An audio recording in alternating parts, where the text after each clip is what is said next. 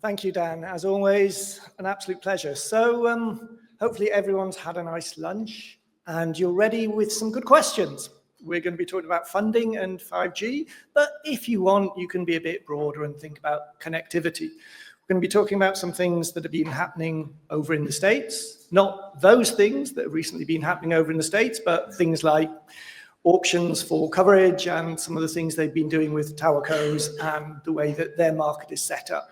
So hopefully we can try and move towards answering some of the questions that we had from this morning. And as Dan says, we've got a great panel. So from the regulator's perspective, we've got Konstantinos Massalos, the president of the Greek regulator. Obviously really important to get their perspective in that. We've got Franco Alcardino, who's the head of unit for investment in high-capacity networks from the Commission. So could not be a better person to tell us about what's happening there. Maybe to be a bit disruptive, we've got Veronika Bokarova from Cullen International, and she's going to be giving some hopefully interesting questions and thoughts broader about competition and the way we think about investment. We've got Dragan Jovanovic from the European Wireless Infrastructure Association, but also I'm keen that we challenge him a little bit in his other day-to-day role in terms of being at American Towerco and understanding a little bit about towercos, how they maybe play into this dynamic with mobile operators and what the opportunities are there. And then finally, we've got Luigi again, from Qualcomm, who's going to tell us from a technology point of view what we can be thinking about in terms of getting those business models right. So I'm going to ask a regulatory perspective first. So perhaps over to you.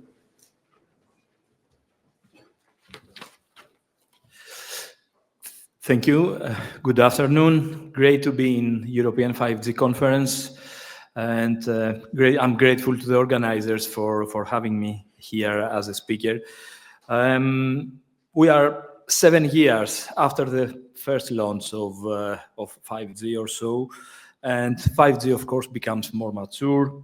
The telecom industry aims at providing faster, massive, reliable, and low latency 5G connectivity, and has been making large investments to achieve this. By the end of 23, 5G had been commercially launched in more than 110 countries and in more than 300 networks around the world. Fixed wireless access has proven to be an important use case for 5G technology. In January 24, 117 operators in 57 markets had launched 5G fixed wireless access. And according to ITU, in November 23, 40% of the global population was covered by 5G. EDAT predicts that by 29, 5G subscriptions will reach 8 billion, 48% of the total mobile subscriptions.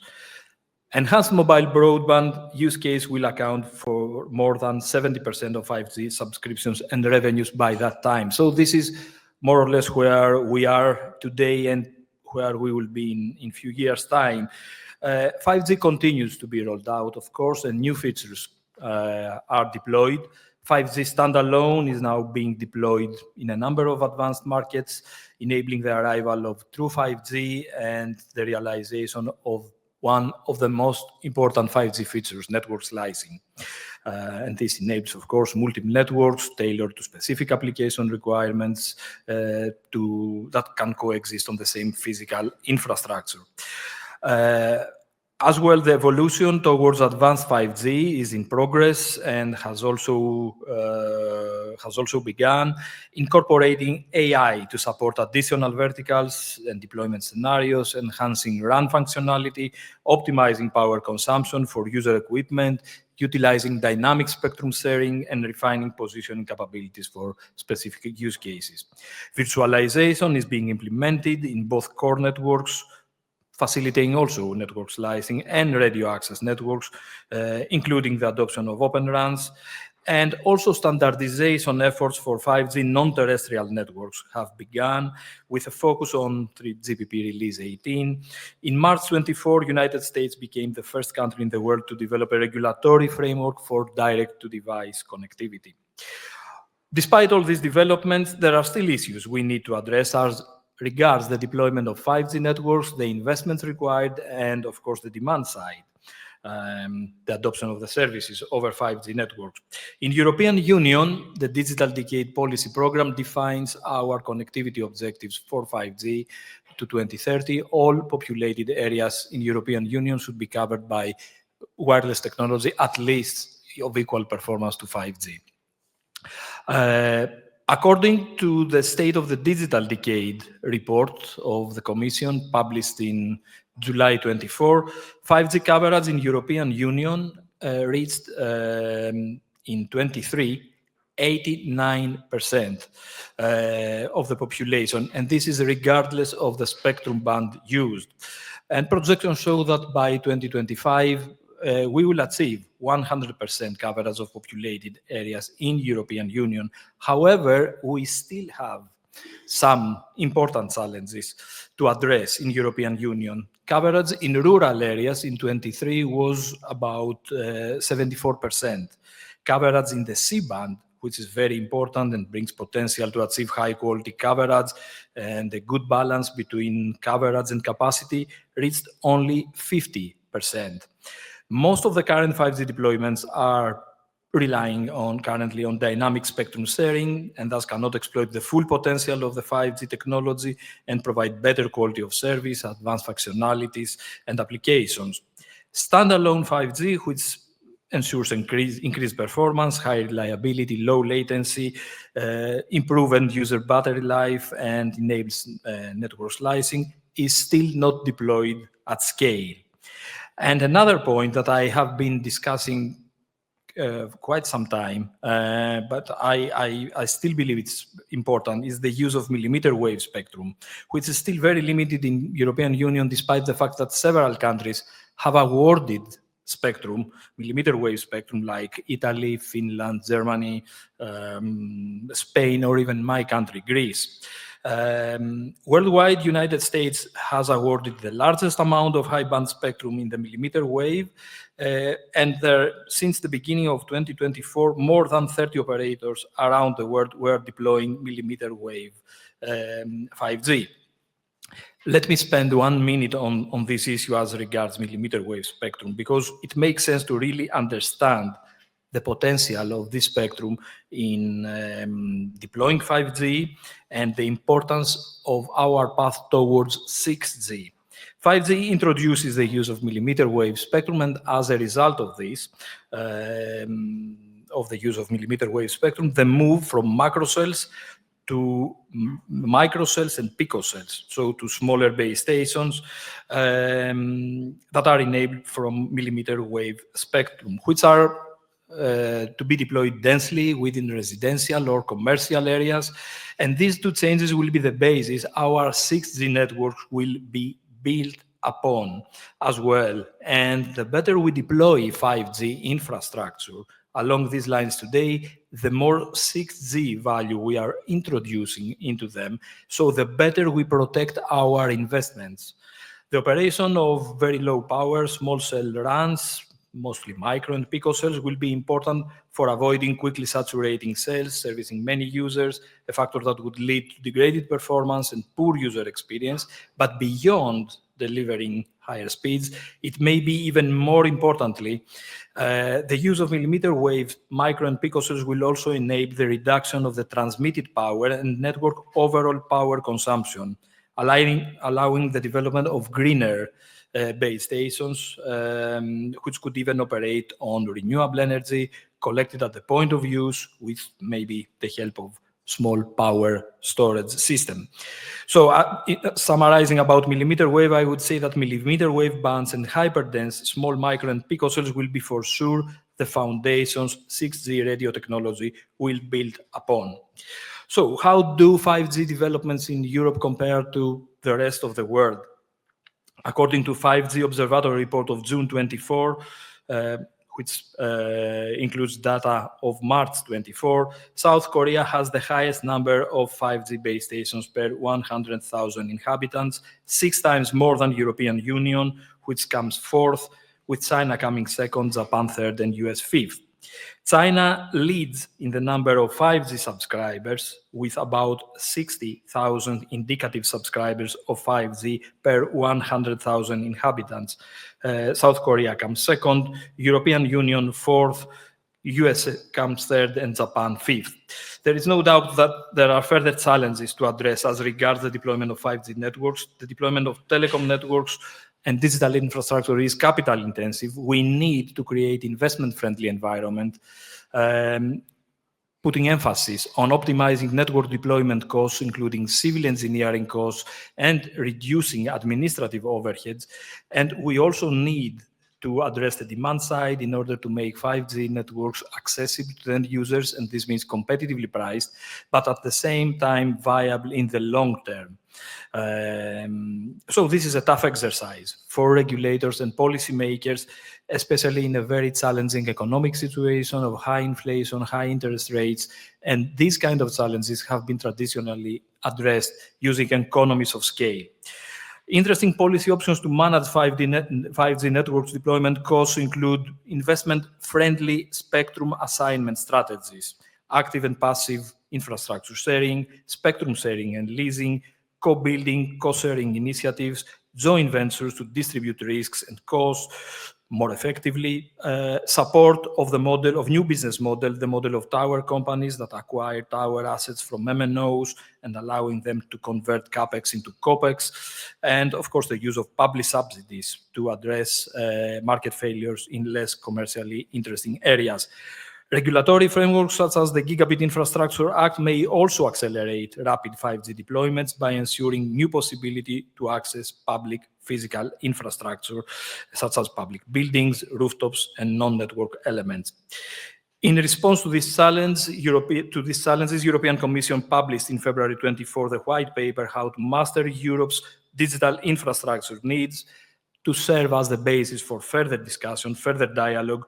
A key objective of the telecom regulation proposals included in the white paper is to address market fragmentation along member state lines and achieve economies of scale, which is key to attract investments.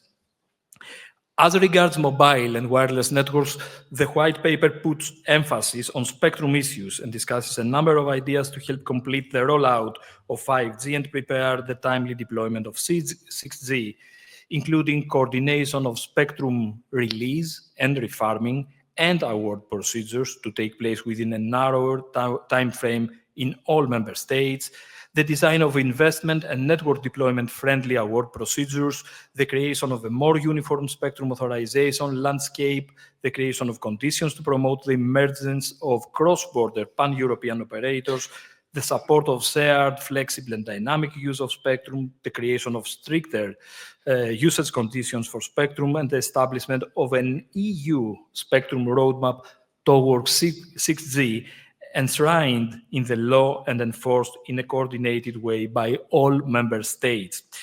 The deployment of state-of-the-art 5G network infrastructure is by no means the only challenge we face as regards 5G. It is important to remember that 5G needs to be more than just speeding up downloads or quadrupling the resolution of mobile videos we stream. It needs to have a socio-economic impact in order to be financially sustainable through making our cities, for example, smarter and safer. And we need to keep in mind that connected cars, for example, will revolutionize transportation not because they will stream movies on their back seats, but because they will manage to get uninterrupted connectivity on each turn of their road and predictable latencies throughout their routes. Industry 4 will change how we build things because 5G will enable fiber-like throughput on data-intensive machinery like high-end robots, enabling them to move unrestrictedly along the production floor and beyond, flexibly adding workforce when and where is needed. AI will allow us insight on extremely multidimensional data sets that we now perceive as chaotic, like how we handle street traffic per car or how we prevent food waste or energy consumption in our cities. So 5G can serve as the needed link that makes sure all this diverse, truncated, and spatially distributed data will be collected and timely routed to our AI of choice. 5G needs to enable small businesses launching new digital products or larger businesses becoming more efficient. So it also needs to contribute to significantly improving the network's own efficiency by advancing network continuity, predictability, resilience, lowering latency, and reducing power consumption. Additionally, and equally importantly to the 5G infrastructure, we need to look deeper into real 5G applications. After all, digital infrastructure is a platform supporting digital transformation and promoting citizens' digital skills, digital business, digital governance, and not a goal of its own. We need 5G in transportation, in logistics, in tourism, in industrial applications. We need revenues from 5G in our economies. We need 5G to enable the manufacturing and offering of more competitive products and services. We need the economically contributing part of the technology in our economies and not only the consumption-related one. Thank you. Fantastic. Thank you for that. I think you've brought out some really good points that we're going to be covering in the panel. So that's fantastic. So maybe if we can get the Commission position, and if I can just ask people to keep to 5 minutes so that we've got plenty of time to ask questions from the audience. So I can deliver the speech from here to start with. Okay, so thank you for inviting, and thanks also for your quite wide overview of what the challenges are with the 5G. We are well aware of course, and we have included quite extensive synthesis, I would say, quite extensive information on our white paper last year. So what are we doing? Of course, in this moment, we are continuing the reflection, following up the white paper. But let me share with you one particular aspect, which is the one of investment, that is the key subject of this session. Can you please show the slide? Yeah, here it is. So I, of course, take note of the fact the situation is not so bright, not so, positive, but I think we should also tackle the 5G revolution also from a more positive angle, and also looking at what the opportunities are there. And of course, we also looking at the possibility to improve always in mind. So we have calculated the connectivity, so the investment gap to achieve the digital decade goals. I don't repeat that. There is one part significant, which is related to 5G. And we have, however, to fill in this gap, plenty of opportunities. First of all, we have the funds that are provided at the European level. Those are divided into the direct managed funds like the CEF, and the ones where actually the actual management of the funds is delegated to the member states. So we have had a number of member states, take it for instance, Spain and Italy, which have devoted a significant amount of the Recovery Resilience Facility funds to 5G. And of course, we have member states' own investment and private investment. So the point here is that in order to generate value, and the value comes from the data comes by looking broadly to the digital ecosystem, the digital value chain, and not just looking at the connectivity per se. If we look at the investment from that point of view, it is absolutely essential that the investment that take place at the local level are connected to a common European strategic goal, especially when it comes to connecting the demand with the supply that can only be European-wide, provided at the European level. Otherwise, there is a high risk that the local investments will look for their own supply, and this is a very legitimate, to non-EU industries. And I think, and of course, this is very legitimate because a local administrator has to solve problems, to deliver something to their own citizen. But if we will be able to connect this huge amount of investment, we are speaking about 40 billion of public funds, of which 23.5 coming from European programs and the rest from national envelopes. So if we are able to connect these investments to a common European, a strong European supply, I'm not referring here not just to the connectivity part, but also whatever is around connectivity, in particular cloud capacity, data processing, AI, and other, of course, upstream also as well. So we do the right job. That's what is important to do. And to do that, of course, it's easy to say, but very difficult to practice, because it's only theoretical so far. What we can do is exactly with this 2 billion that you find there on the CEF, we take part of that, and we did what we call the 5G standalone investment. So we pursue only standalone, because we know, of course, that on the paper, we are all almost 100%. We will get, but then it's not the real 5G, the 5G for which, of course, we have worked on and on which we place a lot of expectations. It's a hybrid. It's a mix. It's a dynamic spectrum sharing based in most of the cases. So here in our program under CEF, we impose that it has to be 5G standalone. And what is important is within the context of the individual project, we impose that the connectivity deployment, the densification of the 5G standalone networks for public or even private networks in industrial context in some cases, those are linked to, they have to be bundled with a demand, the use case, the famous use case, the killer application, call it the way you want. So we are very ambitious in that, but by doing this, we are sure that the deployed infrastructure is also taken up immediately. And then in this case, the operators that are engaged in this program, they can be large operators, but also more regional or national operators, more smaller, they can test out new business models. And then they can resell the same solution all over around. So we have created around 41 projects, which are all there to be best practices, for a total amount of 124 million, for 128 million euro funding. So costs are even bigger. So use cases ranging all the spectrum of possible application domains that you can imagine. So I don't name them. I don't even name them. So agriculture, e-health type of applications, logistics, or manufacturing, etc. And then, of course, what we do this is really to pull the demand, to defragment the supply, especially when it comes to the combination of the 5G standalone with the edge cloud capacity, with the cloud node and edge cloud capacities, and connecting this local demand with the European, with the EU level supply and investment.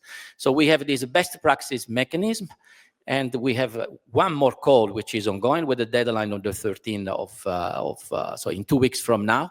The idea is to continue that, and then on this basis, to try to mushroom these best practices in a way that everyone wants to develop a 5G system, has access to a set of templates of projects that can be easily replicated. Of course, this is an industrial, of course, this is, of course, a very, very sensitive. In some cases, you are not willing to share things, but there is quite a lot still to be shared. And by working together, of course, and enabling this, say, Europe-wide collaboration, we believe that that we can leverage and speed up the 5G deployment in Europe. Just to be very honest with my colleagues, this is the 5G standalone, the 5G Smart Communities project. We have a twin action on the 5G cross-border corridors, precisely enabling connected automated mobility, which adds on that, which in the end shares the same goal of making 5G more popular and more spread around. Thank you. Fantastic, thank you. So concentrating more on the getting that demand side pull from the use cases will bring in investment later. So some thoughts from you? Yes, I would very much like to support what Franco just said, and bring a little bit more optimistic perspective on where Europe stands in terms of investment. Because it's very easy to get to this kind of doom and gloom picture if we compare Europe as aggregate to other regions of the world. But we need to remember that Europe is composed of 27 EU member states, Switzerland, the UK, EEA countries. And those countries, they're composed of very different market structures, different national approaches to spectrum management and regulations, different social economic factors. And in other words, it's not always very useful to compare Europe as a whole, but rather look perhaps at individual countries and see that many countries in Europe are actually performing a lot better in terms of investment growth over recent years as compared to global peers. So OECD Digital Economy Outlook could be useful. They released it last year. Just looking forward and also looking a little bit over the past 5 years, how the investment in electronic communication sector across OECD countries have evolved, we see that there are at least 5 European countries where the investment in electronic communications has grown over 50% in past 5 years. And we are talking about countries like Netherlands, Denmark, Belgium, Germany, Portugal, quite diverse countries with quite diverse market structures, just to prove the point that the level of market consolidation is not always a good predictor of where we are in terms of investment. Another aspect is 5G coverage, where we are, and obviously also quite diverse picture across European Union, across Europe. And again, it seems to be more of a case that network coverage is more linked, is more defined by a mix of socioeconomic factors, geographic factors, and not so much only market structure or concentration level. So top performing European countries, obviously, Netherlands, Denmark, Luxembourg, Switzerland, Finland and Germany, among others. And they all share quite a high level of urbanization, population density, and often also combined with flat topographies, which helps when it comes to coverage. And by contrast, the countries which have quite significant share of rural population, say Poland or Ireland or Croatia, they have a lot more of investment challenge actually to reach those coverage targets. And here comes the big question. So how to make that investment actually worth it? Are we just trying to invest just for the sake of reaching those targets? And would really coverage alone just improve European competitiveness? So it takes us back to the debate we already had earlier this morning. So what really needs to be done? And it seems to be unfortunate that European policies, they have been so much focused just on the supply side of things. So there was a lot of efforts in how to improve infrastructure rollout, how to introduce and implement spectrum reforms, how to promote competition, how to bring new market entry, and without a doubt, that's been highly successful. But many questions that we've raised today linked to European competitiveness, they might be actually not related or not dependent just on the supply side of the market. And if we remember the big promise of 5G technology, the big expectation behind it was to become enabler of applications, industrial applications in emerging areas such as data-driven decision-making, IoT, AI, automation, with promising impact in terms of competitiveness, in terms of resilience. But now the big question is how to actually get industries to embrace those applications, to embrace those new technologies, how to make business cases out of use cases. And yeah, that's a big question. And I think it's beyond supply side alone. Fantastic, thank you. So a couple of really great points there. And I think the bit about consolidation maybe not being the only answer, and the bit about let's remember it's not Europe as a single average, that might not be as helpful as thinking of individual countries, I think are really great points. So Dragan, from your point of view, is it a structural problem? Do we need to change the way we think about networks and who owns what? I'm really interested in your perspective, thanks. Thank you very much, Andy. So let me first share a bit of a background on EWIA. I'm representing EWIA today, which is the European Trade Association of Neutral Host Towercos in Europe. 11 members, more than 250,000 sites operated in Europe.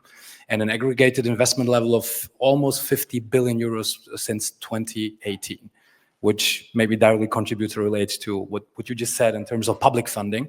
Looking at the private funding and what our sector does, it's the 50 billion, almost 50 billion. And on top of that, there are several other benefits that I would like to highlight that are deeply rooted and deeply connected with what we actually do, what TowerCos, neutral host TowerCos actually do.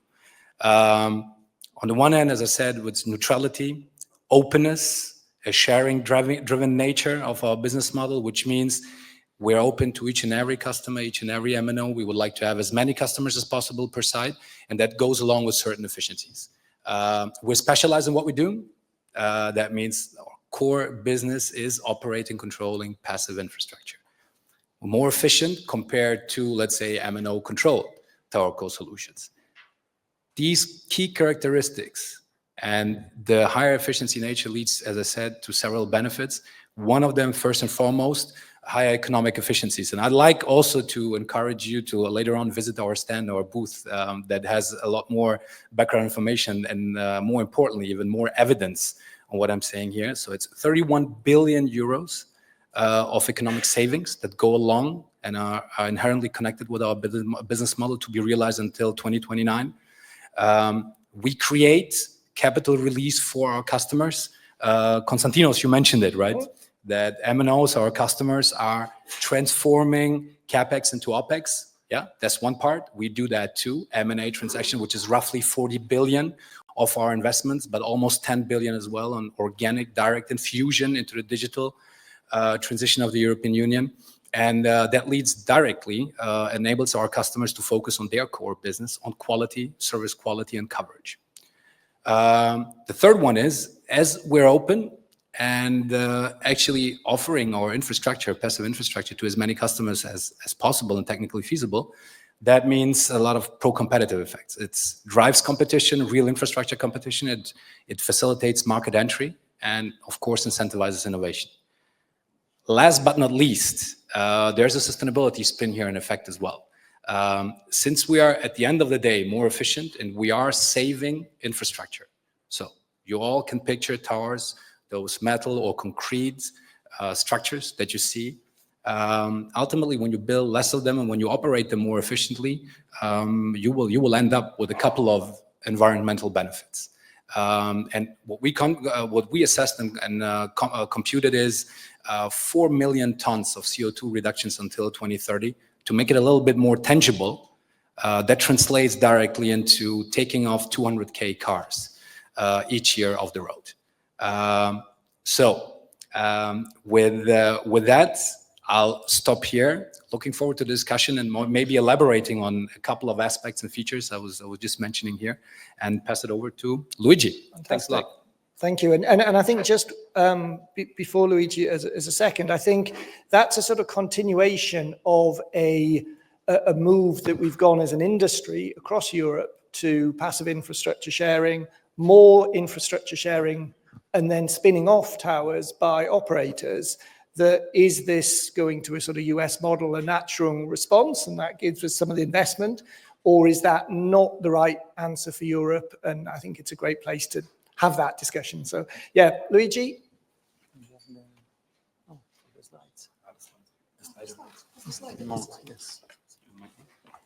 You have the micro. Okay, thank you, and good afternoon again. So I'm here now with my main hat, which is Qualcomm. So I'm working as a government affairs senior director in Europe. So a few words about Qualcomm, what we are doing. So obviously, Qualcomm is a quite well-known company. We are powering the mobile revolution. So we are, going into the connected processing. We are enabling really intelligent computing everywhere. But most of all, we are basically, a technology enabler for a number of markets. And obviously, we have a big stake in the telecom market. So in terms of, the cellular innovation cycle, so Qualcomm is very much interested in putting a lot of resources in innovation. Where are we in the innovation cycle? 5G, we heard, has been launched. There is a second wave of innovation actually going into the 5G Advanced. And now basically everybody, you know, in the industry started thinking about 6G is really a 10-year cycle, you know, but one cycle has to also, you know, sustain the other cycle. And there must be, of course, investment in the ecosystem, in the players, and telecom is a very important part, basically, you know, of European economy. We heard this morning, you know, the telecom contribute a lot in terms of GDP. So, you know, seen from our perspective, you know, what can be done in order to make, you know, the telecom industry attractive again, because this is really the issue, you know, how do we make, you know, private investors, you know, and other investors to continue to invest? Well, the recipe is really innovation. So we need to refocus the telecom policy, you know, on innovation. And it has to be basically an investment-friendly environment. And obviously, we have seen, you know, the Letta report, the Draghi report, or, you know, the recipe from the Commission. And actually, we do agree they are all very nice initiatives. So we really need to point a few things which, to some extent, has been said already today. You know, scale is very important. You know, fighting fragmentation is really very important. This is really hampering, you know, innovation today. Then the other point, you know, which for us is important is, you know, spectrum.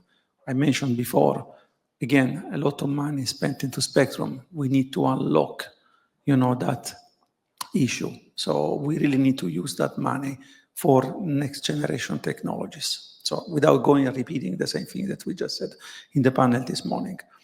Then I want to also send another provocative message, you know, how about pro-network sharing policies, you know, so far, and this is what the colleagues before were mentioning, you know, operators have done, you know, 3-4 networks in the same location.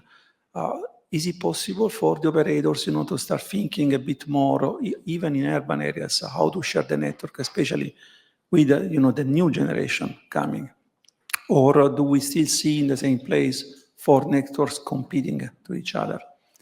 We have commissioned a study to analyze Mason on that. We have seen that potentially there could be even a European-wide 15 to 20 billion euros saving in that, which is cash flow, you know. It is going to be like, you know, helping in timeline, helping also on deploying much faster new technologies. And also I want to have some emphasis on can we also use in complement to the fiber a little bit more the 5G FWA, you know, the wireless fiber millimeter wave, or also, you know, mid-band. Can that be also helping, you know, overall the 5G basically being deployed faster and then pave the way better, you know, for the next generation of 6G. And then we have the usual basically, you know, debate on the fair share, etc.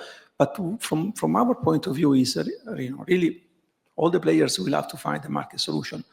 What the focus should be for us is after they found a solution, how do we use that money? So the money generated should really go into innovation, should really go into accelerating, you know, the network deployments. And this is really key for us in Europe, you know, and that will make, you know, the industry more attractive and will have a, you know, a positive, you know, cycle starting again. So just thank you. Thank you. Fantastic. So I think we've got some great input into that. I want to start getting some thoughts from the audience. So do start thinking about questions as we start the discussion. But it really is an opportunity for you to sort of steer some of this as well. So just first, in terms of subsidies and public subsidies, I was really interested in what you were saying from the Commission perspective. How much of this funding gap do you think should be filled by governments or, you know, basically states or the Commission, whatever, and how much of it is it for the private sector to do that role? And there's clearly bits of value for both, but where do you think the key things that we should be thinking of, public subsidies, and what's the best way of making those subsidies available to people? Yeah, thank you for the question. I think it's very hard to draw, you know, perfect lines, say this is for the public, this is for the... Usually, we intervene when there is a market failure. But said in this way is perhaps a little bit too generic, you know. What is clear is that we, when compared, for instance, to the United States, we have a far more strict regulation concerning state aids. For the Americans, it's very straightforward, you know. For me, there is not enough connectivity in that area. We sometimes complicate the process, but it's the minimum we can do because our treaty tells us to do that. We really want fair competition across the board.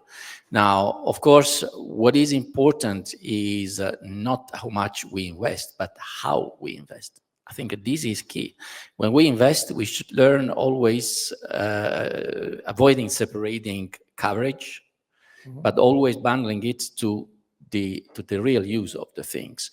And we need to create this spinning and this virtuous, let's say, user supply collaboration chain in the context of project programs and make it simply more viral.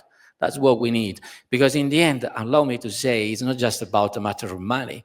It's about being organized ourselves in a better way, perhaps, between what is for the member states, what is for the union public funding. But it's also about changing of mindset, approaching the funding opportunity with a different mindset. Always thinking that this could be the last time, the last opportunity. Because, of course, the taxpayer, we need to give some response to them. That is, the Americans don't need that. The Chinese probably don't need that because it is geared in the mindset that is more entrepreneurial, more courageous, etc.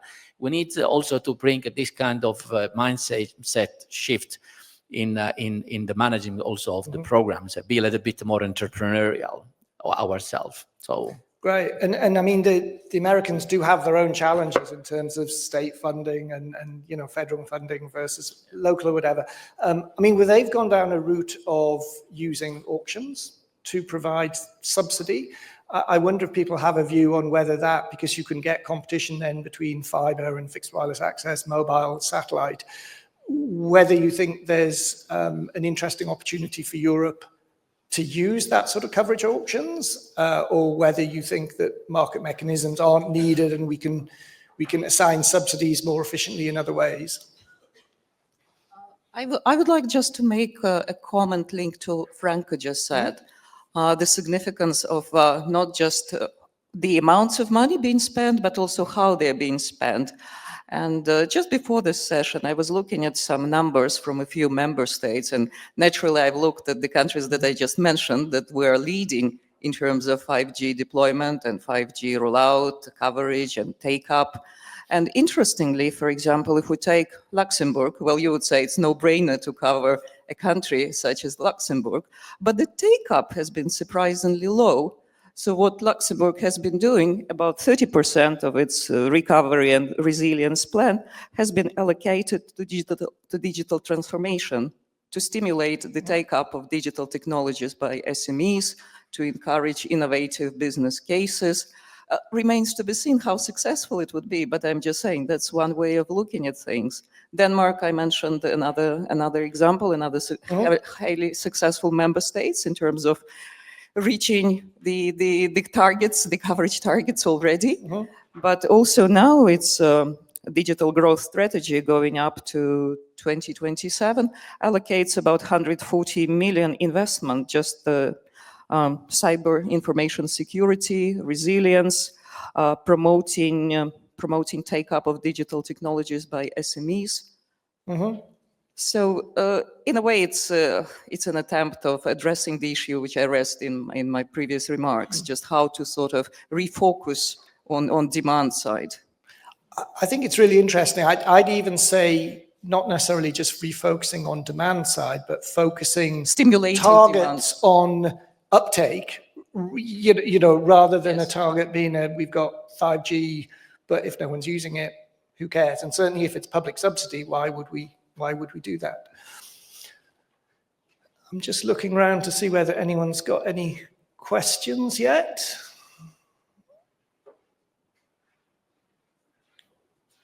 Was that one? No questions. We must be doing a good job of addressing the issues. I'm interested from the US perspective in terms of towercos and sort of usage. Do you have any sort of statistics just roughly in terms of sort of how much co-location there is on typical towers, what sort of advantage that we might get from that? Yes, I mean, just first, look, let me start by saying that the towerco, neutral host towerco sector in the US is almost 30 years old. The European one is slightly above 10. So that's the first difference. To throw a couple of additional numbers at you, when the European towerco sector actually started out, carving out, spinning out, outsourcing the towercos from vertically integrated telcos more than 10 years ago, it had after a couple of years, it had the market share, those towercos had a market share of 13 or 14% 10 years ago. Today, it's almost slightly above 50%. So there has been some dynamic going on. Nowadays in the US, it's above 90. Speaking about colocation rates, so which is really at the heart of the business model and what we do, is really being open and neutrally offering our infrastructure to all MNOs. Okay, we have achieved neutral host towercos versus those that are still in an MNO vertically integrated scenario. It's a 2.0 colocation rate versus 1.3. So there's a difference. The US is at around 3. Okay, so there's still quite some with three big journey. operators. Correct, it's Yes. quite some journey, but I'm also telling you it's 30 years versus 12, 13 years. Yeah. What I'm saying at the same time is it's still a dynamic environment. We are not at the very infancy stage where we were 5, 6, 7 years ago, but we're still not there yet. We're far from being mature. So it's really dynamic. We're evolving. A lot of stuff is happening in the market, and that can be backed up and is shown, illustrated by a lot of numbers. And I believe it's also shown, I think, at the same time, is really the efficiency and the functioning nature of the sector that operates. I was sharing a couple of investment figures. I told you about 15 billion almost in sum since 2018 in terms of investments. I told you about the pro-competitive nature of the business model. It's really a functioning sector. I believe that that will evolve, that is dynamic. We help to propel it, of course. And we also hope when it comes to funding and contributing to helping to bridge the funding gap, that this functioning sector we're operating is really recognized as such, is leveraged, utilized, and promoted as such by regulators and by the wider ecosystem at the same time. That's great. And in terms of sort of competition within the sector, we're not going to create a different set of competition worries if we've got two people dominating or whatever, are we? I mean, is there enough, certainly if you think across Europe, are there enough players in that for it to be a healthy sector? I would say so, yes. I mean, extremely speaking, you can say there two are enough to compete in extreme scenarios, right? We have far more than two. Depending on the market, in France, to give you one example, there are like 7, 8 towercos. And the French market and in Germany, there are 4 plus, depending on how you look at it.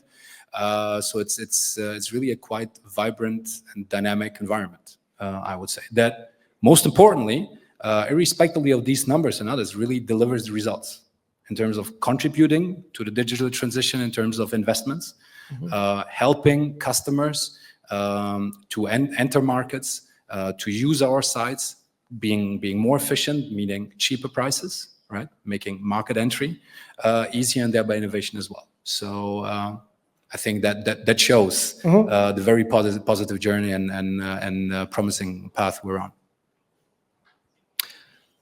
I guess as a regulator, would you have any concerns in Greece about the market share? I mean, in a sense, through spectrum particularly, you have a very easy control point to regulate a market. In the, you know who's got what spectrum and therefore what services they can offer. Would you see any concerns about, having a very strong maybe MVNO market, weaker operators, and a very strong towerco market? Would that be better? Would that be worse in terms of bringing in this funding, or from a competition and any concerns around that perspective? Well, the market structure in Greece includes 3 MNOs, and maybe it's a surprise, or maybe we are the exception in European Union, but we have no MVNOs. There are plans from an MVNO to start offering services soon, but it's not the case. This brings me back to the spectrum auction design and the spectrum we did in December 2020 for 5G. And you will see that this is also related with competition and MVNO. I think for mobile markets, spectrum award procedures are key for the market structure. What we try to do, we understand that designing development-friendly auctions, conditions that will help MNOs to deploy fast mobile networks is key. If we go around the world, we would even find cases of countries that give spectrum for free to achieve fast deployment of networks. There are other countries adopting different policies. We have been in touch with Brazil, and they exchange spectrum fees for fast coverage. The faster the network is deployed, the less they pay for spectrum, the prices that resulted in auctions. What we did in our 5G spectrum auction in 2020, we tried to have a long-term vision than use the auction to generate income in the short term. So we tried to create an investment-friendly environment while still protecting competition. It's difficult to find the balance. So we had some key provisions to create this investment-friendly environment. A key point is to keep spectrum prices at reasonable levels. The definition of reserve prices. We avoided reserving spectrum either for newcomers or for verticals, because this could lead to spectrum prices inflation. We also offered the possibility of a very flexible payment scheme where only 30% of the spectrum fees is paid upfront and the rest in several installments for several years, for 10 years. And this one was used indeed by one of our MNOs. We also opted for a multi-band spectrum auction so that all spectrum for 5G was given in one step. This increases predictability and stability for network deployment. You have all spectrum components right up front. And we also introduced all provisions for spectrum sharing, infrastructure spectrum sharing in our spectrum auction. So our MNOs knew that they can do passive sharing everywhere, even without just notifying the regulator, but without getting any approval. Active infrastructure sharing is still allowed in rural areas with a simple notification, no approval, and the only case that an approval is required by the regulator without being impossible is active infrastructure sharing in urban areas. All these provisions were included, and of course, the longer possible licenses duration, 15 plus 5 years, as required by the code. All these provisions were included in our spectrum auction designed to create this investment-friendly environment. You refer to MVNO, because we see this situation in Greece that we don't have MVNOs. MVNOs support and introduction is an obligation for those that get spectrum through the auction. So if an interesting party appears and wants to become an MVNO, one of the MNOs has to reach an agreement. Otherwise, we have a dispute resolution mechanism for this. Excellent. Sounds like you've done a lot to try and make that process as transparent and give as much certainty as possible to the operators. Luigi, I just wanted to bring you in from a sort of that innovation-led approach, and sort of saying that we'll get the investment if we demonstrate the innovation, which gives the use cases, which gives the business cases, which then, do you think there's more Europe can do around that? Or do you think that all the pieces are in place for us to be, putting as much focus as we can on it? Well, I think we have to see what is the source of innovation, right? First of all, to innovate, you must have basically also the capital to invest to innovate. So first of all, you need to free up resources for that mobile network operators can use and can spend actually, in a number of areas. If you don't have the money, it's very difficult to innovate. So first we need to get them, the cash to be able to then deploy that cash into innovation. This is a little bit missing at the moment. So and that has, multiple dimensions. One is the dimension which obviously, Costas was referring to, how to structure the auction, how to reduce, the price, how to avoid artificial scarcity, in the spectrum use. Obviously, there is also the kind of, we need to understand that at the whole supply chain, what can they do better or more efficiently, to unlock resources. This is to some extent what our colleague here from the TowerCo were talking about. And also, what can be done in terms of network sharing that can unlock additional resources. So the combination of that then can be deployed, actually into innovative areas, and that is really the first step, Then there will be a number of areas. It could be, artificial intelligence I talked about there. There is cloud services, etc. But first of all, how do we get these companies in a position to be able to invest in innovation again, which doesn't look to be happening anymore? Great. Oh. Excellent. How can we help you, William? What question can we answer? Thank you. Sorry to monopolise. We've seen in the last year or two a very significant slowdown in mobile data growth. Ofcom last week published data saying in the UK mobile data growth in the year to date is only 7.7%. On that basis, first of all, do we think we need any more spectrum or spectrum auctions? Or if so, should they be at a much, much lower scale? Because clearly you only need more spectrum if you've got more need for capacity. And do we need more investment in networks if actually the networks don't need to build more capacity? Is this a sign actually that we need to rethink our policies around these different areas? Great question. Thank you. Who would like to start? Well, William, I believe that we do need more spectrum in the mobile industry. We have seen that it is very difficult to launch a new generation of technology like 6G if you don't have new bands, right? And we can debate probably how much spectrum do you need based on the use case, etc. But it's very difficult to launch in an harmonized way across Europe without a new band, really a new generation.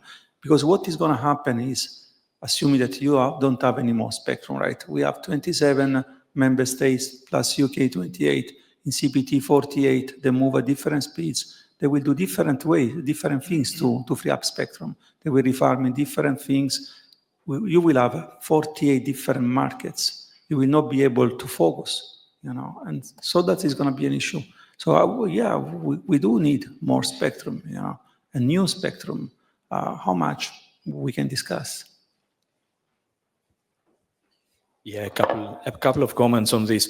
About data traffic growth. BEREC published recently a new IP interconnection market report in December 24. What we saw there is that traffic growth rate is stabilized, but data traffic keeps increasing, and maybe because of video content, ultra high definition video and streaming, this trend will continue. So data traffic will continue to grow. As regards spectrum, for example, in 6G, we will move also to higher spectrum bands from, let's say, 100 gigahertz even to 30 terahertz. So it's going to be different spectrum bands that we will need to accommodate new services over 6G. And I do worry that, we could be creating a situation where with AI and all the excitement about it, we're actually pushing far too much data over networks. We're actually generating that traffic ourselves by assuming that my phone needs to go back to a data center to use artificial intelligence to tell me what my appointment was or whatever. And actually, you know, but point well made. Yeah, please.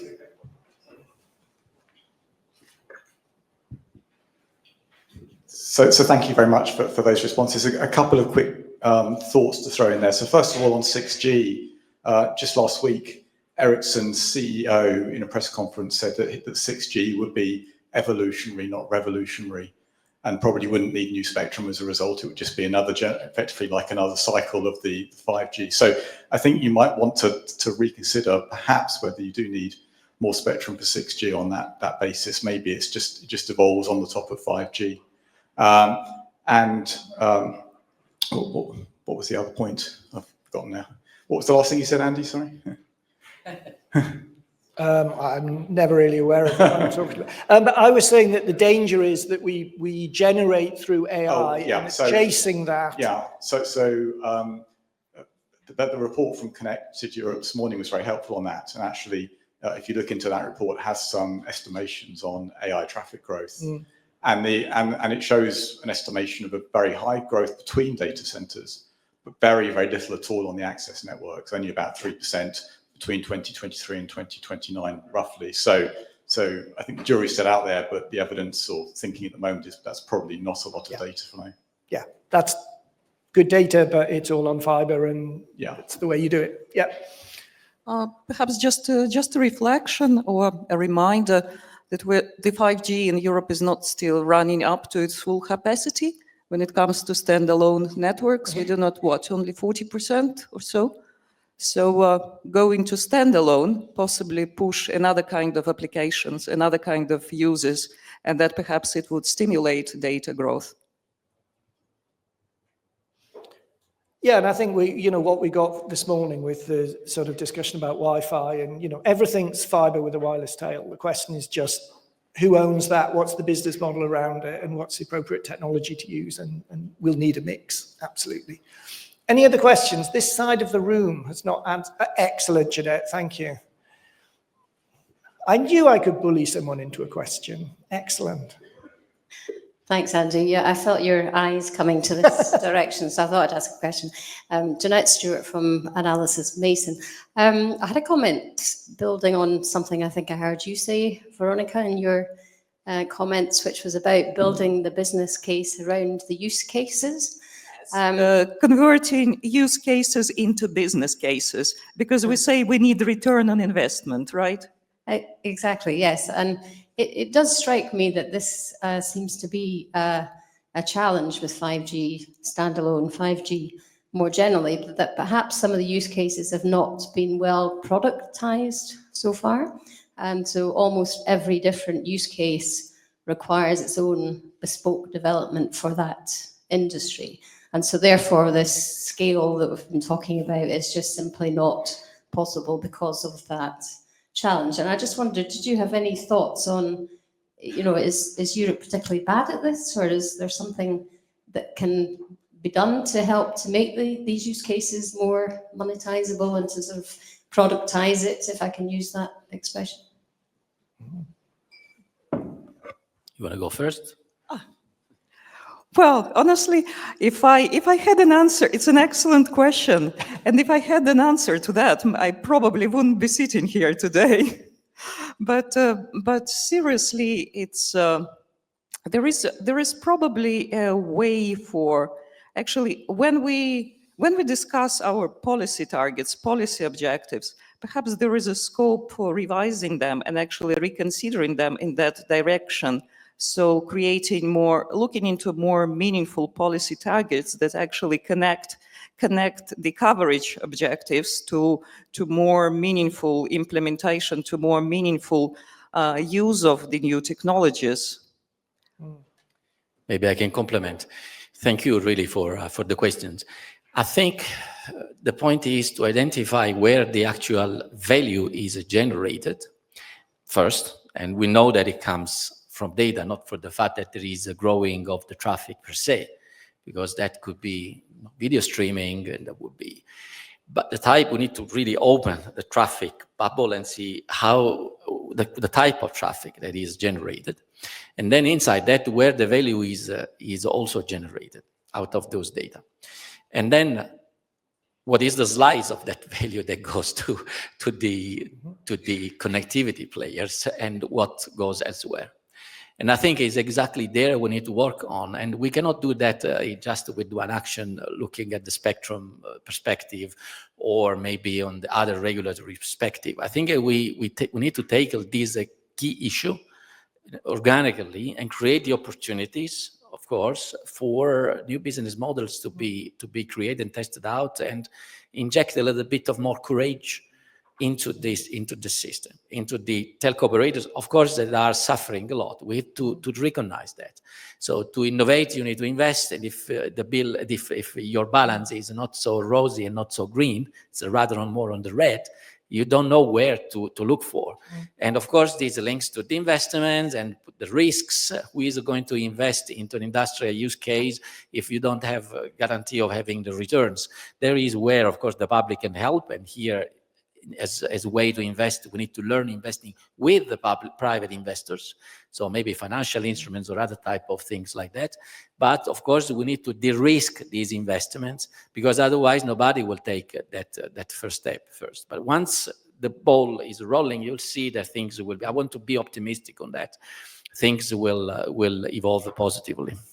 Yeah, and I think it was really interesting, Jeanette, that Deutsche Telekom said, you know, it was gaming that they thought was the slice. And you can see absolutely that's something that people see a lot of value in low latency and very fast speeds.